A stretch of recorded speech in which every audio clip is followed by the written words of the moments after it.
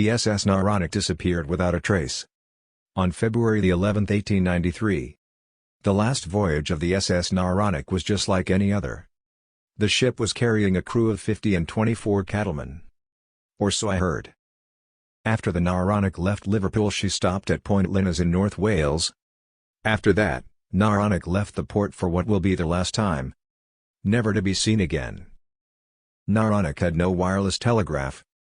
So whatever came their way, everyone on the liner was on their own. It's 1893. The wireless telegraph won't come out until 1901. The SS Coventry reported seeing two lifeboats that belonged to the SS Naronic.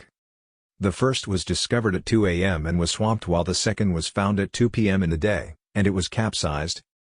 That was on March 4, weeks later since the Naronic disappeared.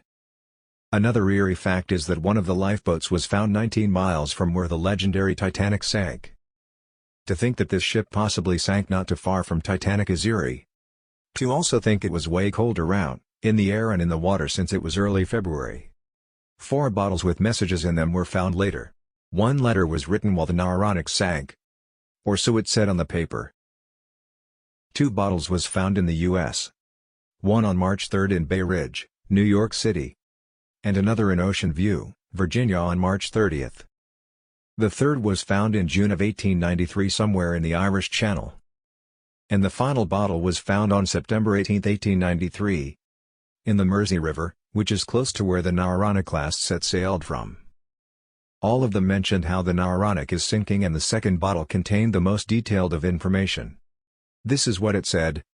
3:10 a.m. February 19. SS Naronic at sea.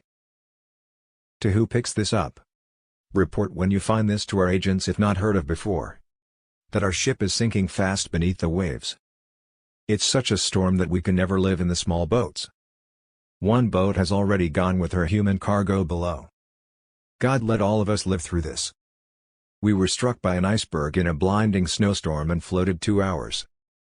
Now it's 3:20 a.m. By my watch and the great ship is dead level with the sea.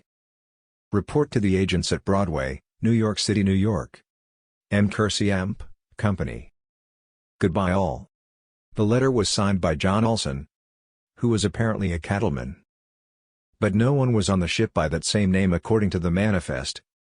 But there was a John O'Hara and John Watson. The first bottle had a signature too. L. Winsell, who is also not on the manifest. The other messages were not signed. Due to the signatures, the authenticity of the messages are heavily questioned.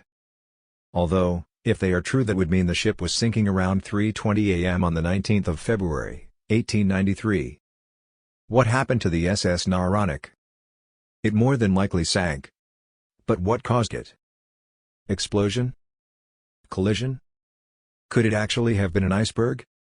Or could it have even been pirates? We may never know.